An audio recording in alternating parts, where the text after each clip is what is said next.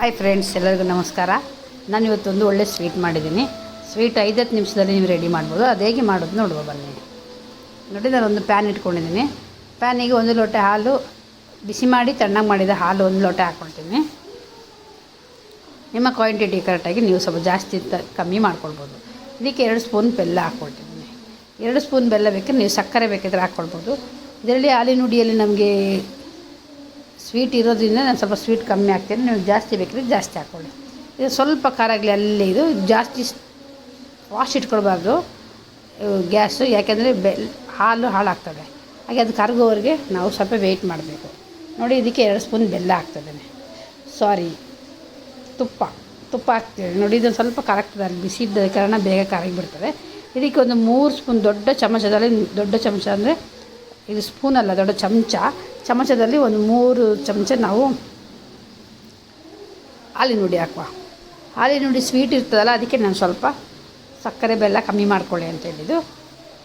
ಇದನ್ನೀಗ ನಿಧಾನದಲ್ಲಿ slow gas ಇಟ್ಕೊಂಡು ಬಿಸಿ ಮಾಡ್ಕೊಳ್ಳುವ. ನೋಡಿ, ಈಗ ಮಿಕ್ಸ್ ಮಾಡ್ಕೊಳ್ತಾ ಬಿಸಿ ಬಿಸಿಯಾಗಿ ನಿಧಾನದಲ್ಲೇ ಅದು ಮಿಕ್ಸ್ ಆಗಬೇಕು. ನೋಡಿ, ಹೀಗೆ ಫಾಸ್ಟ್ ಇಟ್ಕೊಂಡ್ರೆ ನಮಗೆ ಬಿಸಿ ತಾಗ್ತದೆ, ಬೇಗ ಮಿಕ್ಸ್ ಮಾಡಲಿಕ್ಕೆ ಆಗೋದಿಲ್ಲ. ಹಾಗಾಗಿ ಸ್ಲೋ ಇಟ್ಕೊಳ್ಳಿ ಅಂತ ಹೇಳಿದ್ದು. ನೋಡಿ, ಸ್ಲೋ ಇಟ್ಕೊಂಡು ತಿರುಗಿಸ್ತಾ ಬರುವಾಗ ಅದು ಅಲ್ಲೇ ಗಟ್ಟಿ ಆಗ್ತಾ ಬರ್ತದೆ.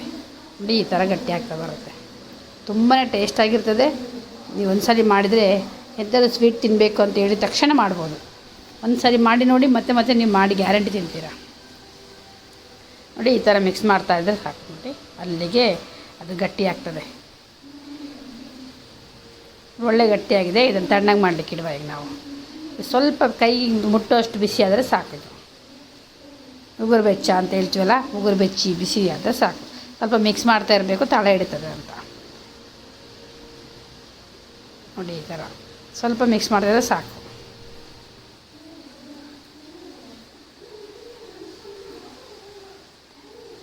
ಯಾಕೆ ಹೀಗೆ ಮಿಕ್ಸ್ ಮಾಡೋದಂದರೆ, ನಾವು ಸ್ವಲ್ಪ ಇದಾಗಬೇಕಲ್ಲ, ಅದಕ್ಕೆ ನಾನು ಸ್ವಲ್ಪ ಮಿಕ್ಸ್ ಮಾಡ್ತಾಯಿದ್ದೀನಿ. ತಲೆ ಹಿಡಿತದೆ, ಸ್ವಲ್ಪ ಗಟ್ಟಿ ಆಗ್ತದೆ ಹಾಗೆ ಅಂತೇಳಿ ಮಿಕ್ಸ್ ಮಾಡ್ತಾಯಿದ್ದೀನಿ. ನೋಡಿ, ಹೀಗೆ ಹಾಗೆ ತಣ್ಣಗೆ ಸಾಕ್ತದೆ. ನೋಡಿ, ಇದು ಮಿಕ್ಸ್ ಆಗಿ ಸ್ವಲ್ಪ ನನಗೆ ಕೈಯಲ್ಲಿ ಹಿಡಿಯೋಷ್ಟು ಬಿಸಿ ಉಂಟು.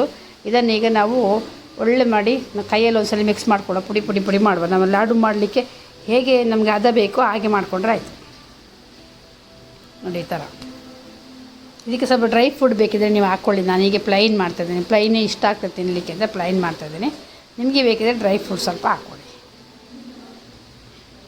ನೋಡಿ, ಹೀಗೆ ಲಾಡು ಮಾಡಿಕೊಂಡು ಇಟ್ಟರೆ ಸೂಪರಾಗಿದೆ ಲಾಡು ರೆಡಿ. ಹಾಗೆ ನೀವು ಒಂದ್ಸಲ ಮಾಡಿ ನೋಡಿ, ಹೇಗಾಗಿದೆ ಅಂತ ನನ್ನ ಕಮೆಂಟಲ್ಲಿ ತಿಳಿಸಿ. ಹಾಗೆ ನನ್ನ ವಿಡಿಯೋ ನೋಡಿ ಸಪೋರ್ಟ್ ಮಾಡಿ. ಎಲ್ಲರಿಗೂ ಧನ್ಯವಾದಗಳು. Thank you for watching.